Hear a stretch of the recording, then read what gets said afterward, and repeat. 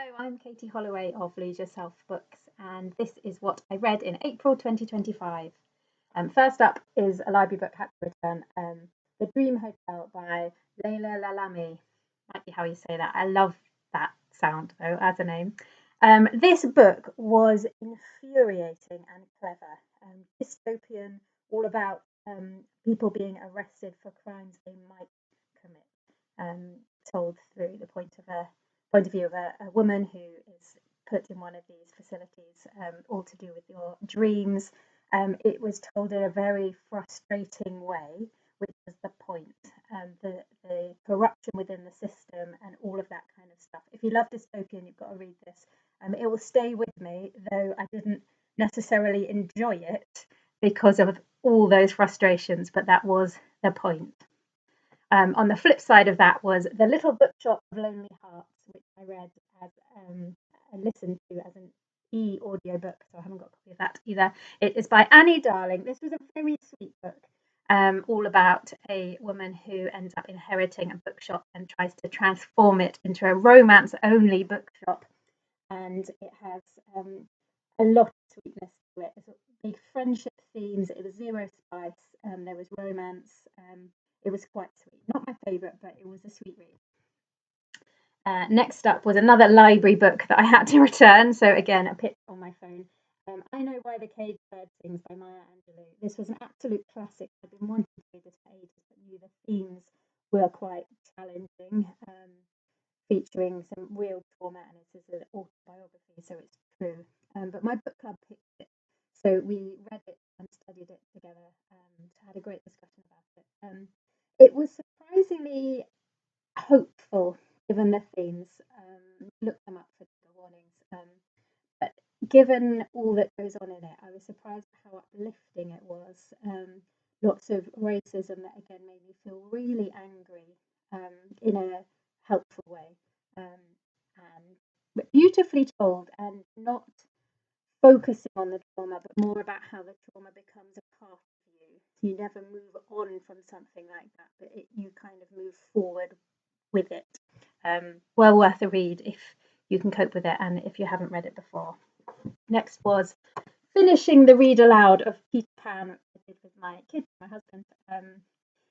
Peter Pan, I feel very mixed about. Partly it's enchanting, but also I found it a bit creepy in places, especially the depiction of Wendy, who very much takes on this mother-like role, and we don't know how old she is. I'm guessing 10, 12 max.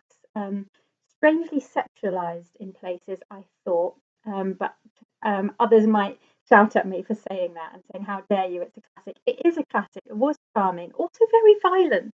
Lots of children actually killing pirates. But I know that children's imaginations work like that, don't they? And they like to pretend to be adults, and that's all part of the Neverland thing. So I do get it. The language as well was quite complex, and my kids are 7 and 9 currently. Struggled a little bit as I read it aloud to follow along. Also quite funny in places, lots of jokes that the adults got, which I did enjoy. During Lent, I was reading Cross of Christ by John Stott. This is one I've read before, but not for probably 10 years or more. So I read it again. It's quite a weighty tome. Wonderful. If you are a Christian or interested in Christianity, this is the book to read about what the cross was about. Why did Jesus die? What did it achieve? Did he have to do it? How do we live in the light of it now? I thoroughly recommend this. It is big. A lot of it is notes and appendices and things at the back, so it's not as long as it looks, but it's very accessible. The language is not tricky, so highly recommend The Cross of Christ. Next was this charming book, Emily Wilde's Encyclopedia of Fairies by Heather Fawcett. This was a really charming book. I recommend reading it in the winter, actually. I hadn't realised it was such a wintry tale. It looked spring-like to me. Set in kind of an alternative Victorian world where this female researcher goes off to a fictional Nordic country to study the fairies, and her colleague ends up showing up, and male colleague, and there is some romance there. There's a lot of just enchanting creatures. This was zero spice, and it was just very lovely. It was kind of slow pace, but in a really absorbing way. The plot was absolutely there, but it didn't rush you through it, and I really enjoyed it as a kind of a gentle fantasy, is how I would describe this. But it was a really enjoyable read.